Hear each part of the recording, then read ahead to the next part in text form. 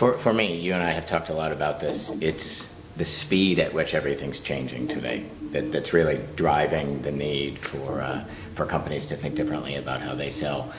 We have a customer whose competitors announced tripling their global coverage. And we had dinner with an executive that night. We're asking that executive, what does that mean in terms of your value proposition? How long will it take to determine what that means? Get that messaging down to your salespeople, 8,000 salespeople around the globe. And so we look today at the shift of our customers' value propositions, their competitors' value propositions, the needs of their customers.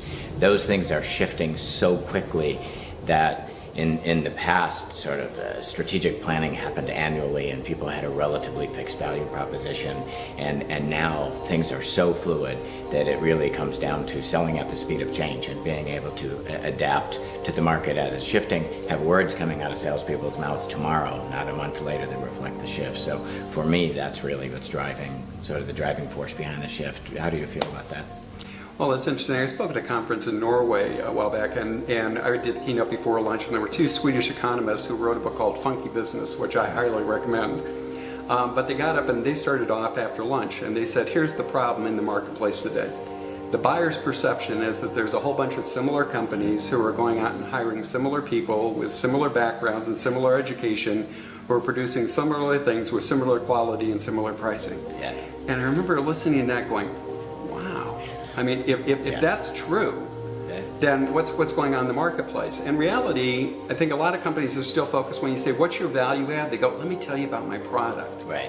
And I think product life cycles have collapsed so much in the last decade that if you don't have a feature or function today, you're going to have it tomorrow. Yeah. And so if it's not what you sell that's your advantage, then it's got to turn into how you sell. Because if you allow the buyer to perceive that everything's similar, then it's going to be true. And so you've got to be able to go out there and have your salespeople go out and articulate a totally different message. And sales transformation to me is getting the right rep, first off, working with the right prospect, doing the right things, using the right messagings to motivate them to do the right thing right now. Right. And if you don't do those things, somebody else is going to come in and do that. And I think the company that turns how it sells into a competitive edge is going to be the one that dominates their marketplace. Yeah. I think you said to me once that data is the new oil for salespeople. Does that sound right?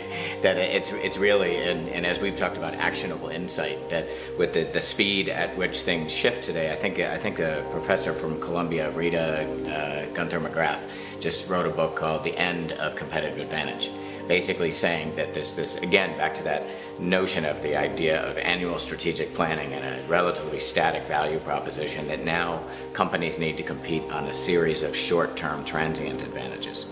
I don't believe that the sort of people who support salespeople in this new world are ready for that, which is where sort of this need for really shifting sales enablement and sales transformation is that this world has shifted and we're sort of still going about it the same way. I think, Brian, the actual thing that we see going on is if you think about oil, oil drove industry, but when you take oil out of the ground, it's sludge. I mean, it's totally non-useful. So you've got to put it through a refining process to turn it into lubricants or into energy or whatever it is.